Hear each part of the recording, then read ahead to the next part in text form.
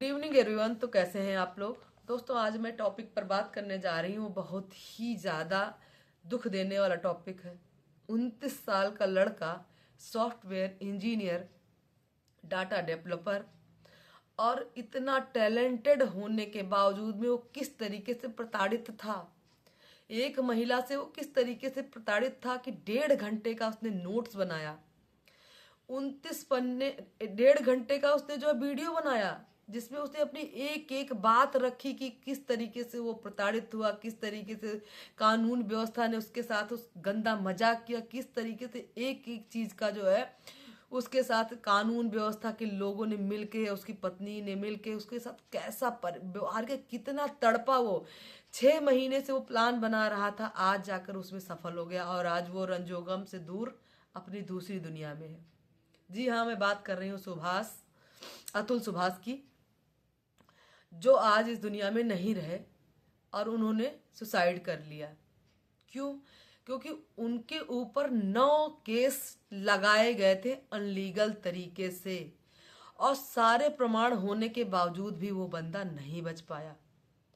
हर चीज का प्रमाण होने के बावजूद वो बंदा नहीं बच पाया। क्यों? क्योंकि उसने 5 लाख रुपए घूस नहीं दिए। जज ने सीधे उससे 5 लाख रुपए की घूस मांगी और उस बंदे ने ये कह के इनकार कर दिया कि मेरे पास तो एविडेंस है, मेरे पास सारे प्रमाण हैं, मुझे किस बात में फंसाया जाएगा। लेकिन उसे तो फंसा दिया गया भाई।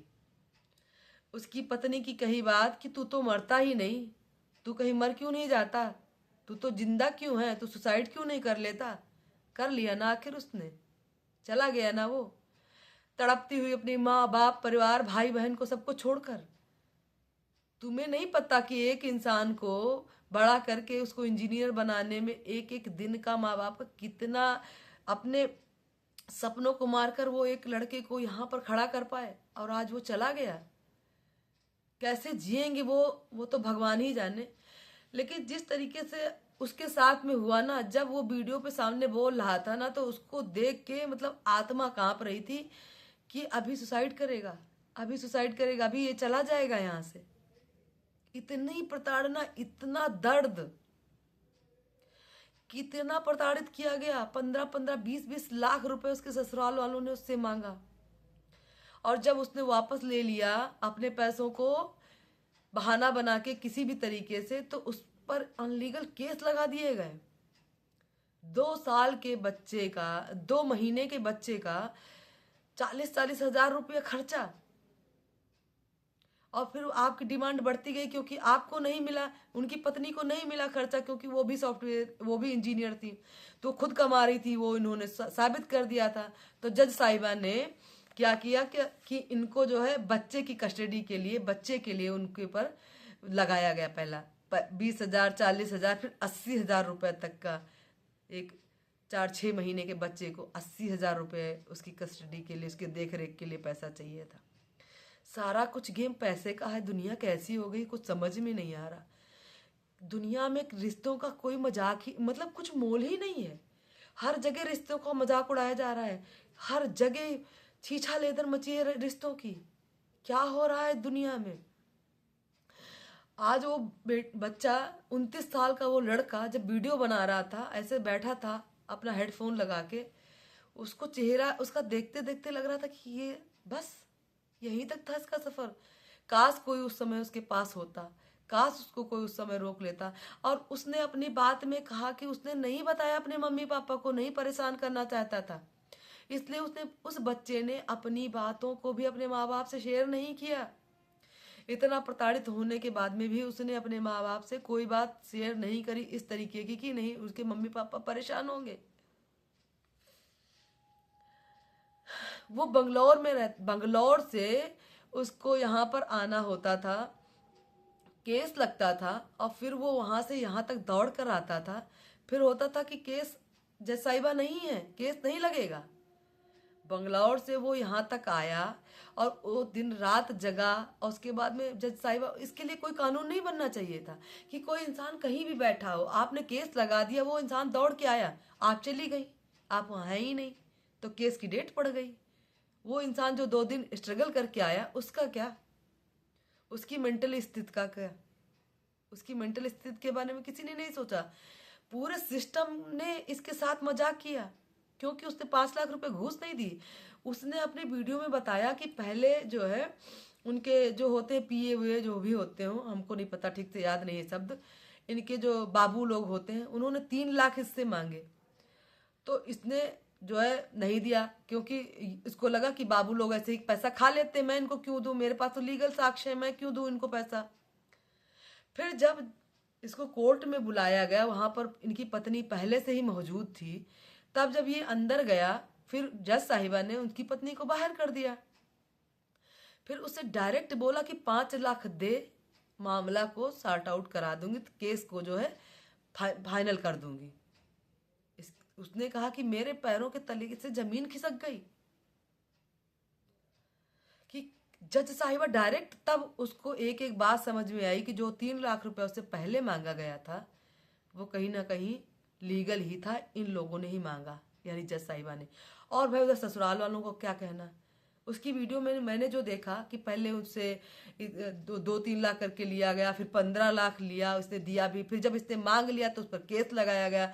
वो घर लेना चाहते थे 1 करोड़ का, 10 लाख उनके पास थे, बाकी का पैसा इनकी बेटी भरती, बाकी 50 लाख 40 लाख तो दामाद दे दे, और बाकी उनकी बेटी इंजीनियर थी उनका वो भरती। तो भाई जाहिर सी बात है लड़के ने कुछ ऑब्जेक्शन किया होगा घर में। 1 करोड़ का घर ले रहे थे, अरे 1 करोड़ लेने का घर था बस, तो अपने पैसे से लेते, अपने दम से लेते, दूसरे के पैसे पे इतना करके उसको इतना परेशान किया बस बच्चे को कि आज वो नहीं रहा। उसके माँ बाप कैसे जिएंगे भाई। 120 तारीख लगी, 120 तारीख लगाई गई, मतलब 2 साल के केस में 120 तारीखें लगाई गई। वो बंगलौर से 120 बार आया उसकी जिंदगी का मजाक बना दिया गया। आज तो भैया मेरे भी 2 बेटे हैं, शादी करने में डर लगने लगा है कि, और सच में बच्चे यही बोलते हैं, बच्चों की मानसिकता ये हो गई है।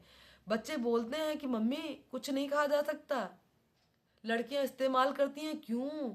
क्योंकि ऐसी चीजें सामने आती हैं बच्चों के, तो बच्चे उठा रहे हैं सवाल कि जो है लड़कियों पे उंगली उठाते कि लड़कियां घुमाती हैं लड़कों को। उनको पैसा दिखता है, प्यार नहीं।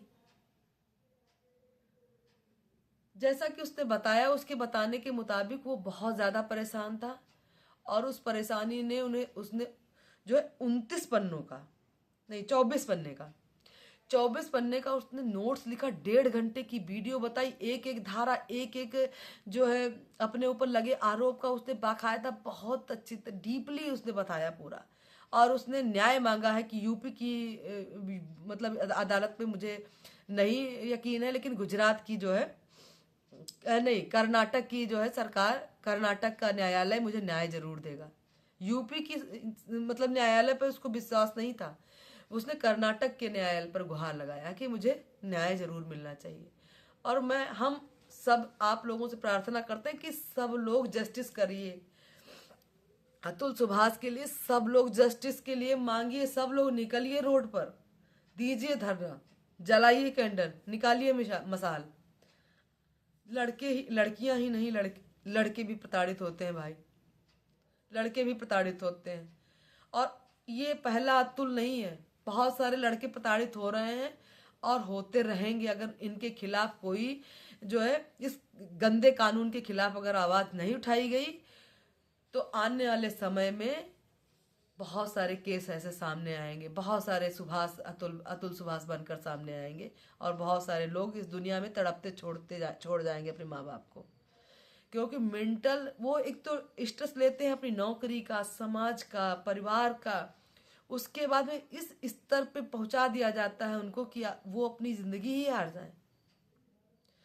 तो हम आप लोगों से गुहार करते हैं कि जस्टिस फॉर सुभाष को न्याय मिलना चाहिए। इसके लिए आप सबको एकजुट होना पड़ेगा। जैसे कि हम हर लड़की के लिए जिसके साथ गलत होता है खड़े होते हैं, आज अतुल सुभाष के साथ गलत हुआ है, उसके लिए भी सबको एकजुट होना पड़ेगा, रोड पे निकलना पड़ेगा, न्याय मांगना पड़ेगा। उसने मरते मरते कहा कि मेरे मतलब शरीर के पास कोई आए ना, मेरे ससुराल का एक भी आदमी, मेरी पत्नी और कोई, और उसने कस्टडी भी अपने बच्चे की अपने माँ बाप को दी है। ससुराल के पक्ष के किसी भी आदमी को अपने इर्द गिर्द भटकने से मना किया। इतना टूटा हुआ इंसान था। कितना परेशान करते हैं लोग भाई, क्यों करते हैं ऐसा? रिश्तों का एक तरफ कैसा गंदा मजाक हो गया है। दोस्तों आप लोग अपनी राय जरूर दीजिएगा, और उसको न्याय मिलना चाहिए और सब लोगों को एक साथ आना चाहिए। दोस्तों मिलती हूँ नेक्स्ट वीडियो में, तब तक के लिए नमस्कार। क्या ही बोलूँ, मुझे कुछ मन नहीं कर रहा बोलने।